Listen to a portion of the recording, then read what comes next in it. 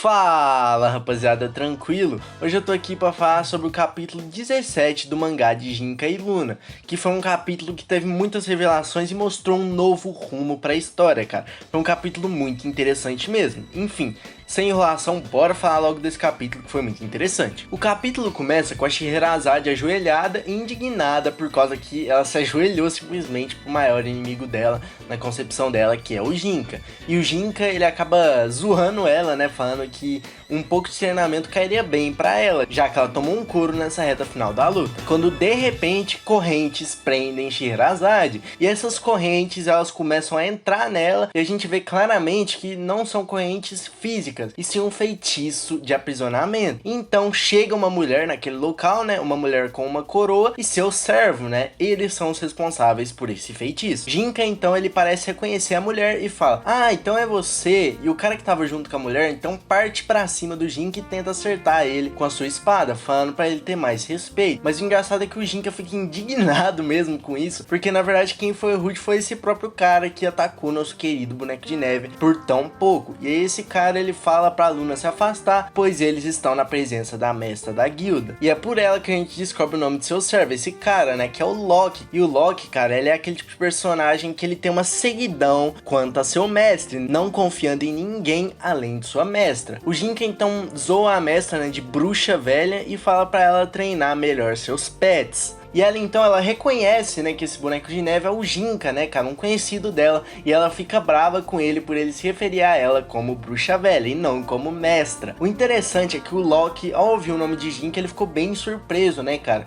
E logo depois disso, eles vão pra outro planeta, né, cara, daquele sistema planetário da guilda. E nesse planeta, eles são convidados a tomar um chá com a mestra, que fala que seu nome é Metusela, um nome com referências bíblicas da personalidade que mais teve longevidade de toda a Bíblia. Ou seja, nós podemos esperar que a mestra da guilda é bem velha e sua aparência não reflete a sua idade verdadeira. O mais interessante é que nós vemos várias referências no mangá, principalmente sobre mitologia, né, cara? A gente vê, por exemplo, a citação do nome de Scheherazade como Hera, e o próprio Loki, né, cara, com o nome podendo fazer referência tanto a John Locke, que é o pai do liberalismo, ou o próprio Loki da mitologia grega. Eu vou chamar a mestra da guilda ou só de mestra ou de Metu, pra ficar mais fácil, né, cara? Mas mestra de preferência. A mestra agradece a Jinka e Luna por terem ajudado na captura de Hera, e ainda dá uma lição de moral em Loki, falando que a raiva é uma faca de dois gumes que fere quem a empunha, já que ele foi bem ignorante em seu instinto protetor à sua mestra,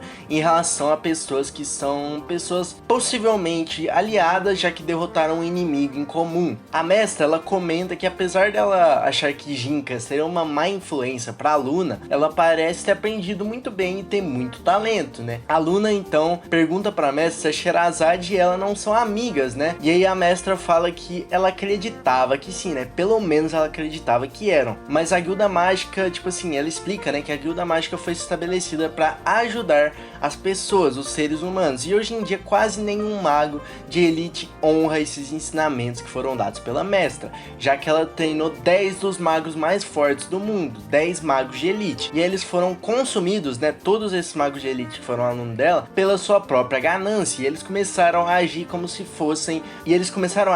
se as pessoas normais fossem inferiores a eles. E assim, alguns começaram a enxergar humanos como meros instrumentos ou experimentos, ou como uma diversão. E assim, até magos do nível mais baixo, como a gente viu uns capítulos atrás, começaram a desprezar os humanos normais também. E agora, a nação, que nós não sabemos qual, né, caiu em ruínas. E essa informação é meio que um segredo, né, de estado, vamos dizer assim. Mas o Jinka, então, ele pergunta pra mestra por que ela não tenta reuni-los novamente. E ela fala que é difícil, já que quem os mantinha em controle era o próprio Jinka com seu poder esmagador. E apesar do Jinka ser assustadoramente forte, ele ainda assim, ele continuou sendo aliado da humanidade. E ele acabou não perdendo sua ganância. A mestra, então, pede pra Loki ir buscar alguma coisa, né? E o Loki volta com um fragmento do corpo de Jinka que estava em posse de Hera. e o livro que a Luna pegou. Ele colocou os dois, né, assim, num lugar visível, e a mestra então põe no livro, né, o fragmento, abre numa certa página e põe o fragmento, e ele ganha o formato de uma perna, que é a perna de Jinka. É revelado pela mestra que as partes do corpo de Jinka estão todas divididas entre esses 10 magos de elites que foram citados,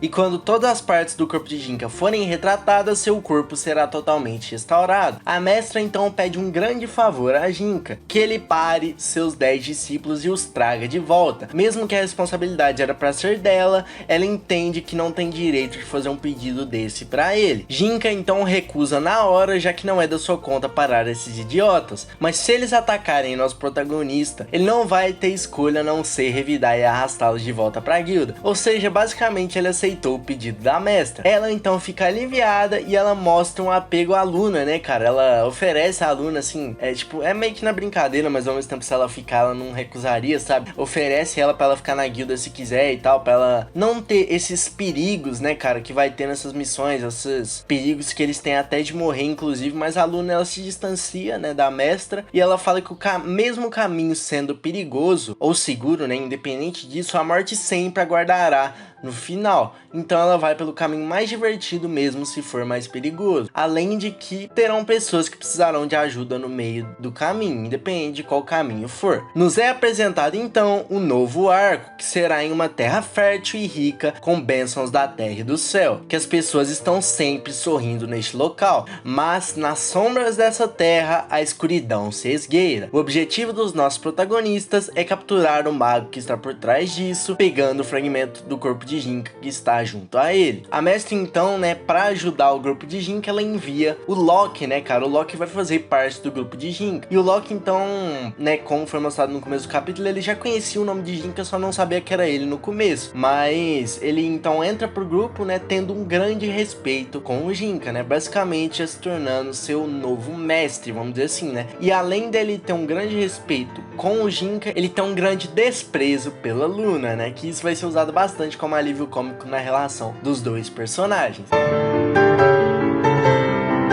E rapaziada, o capítulo foi esse. Que capítulo bom, hein, cara? Muita coisa revelada. A gente consegue ver um novo futuro pra obra depois desse capítulo. Agora, a gente sabe que por um bom tempo a obra vai ter meio que uma estrutura já pronta, do Jinka e a sua turma indo atrás desses magos que eram conhecidos de Jinka no passado e tal, e cada um que faz as suas crueldades e tal, e cada um tem um fragmento do corpo de Jinka.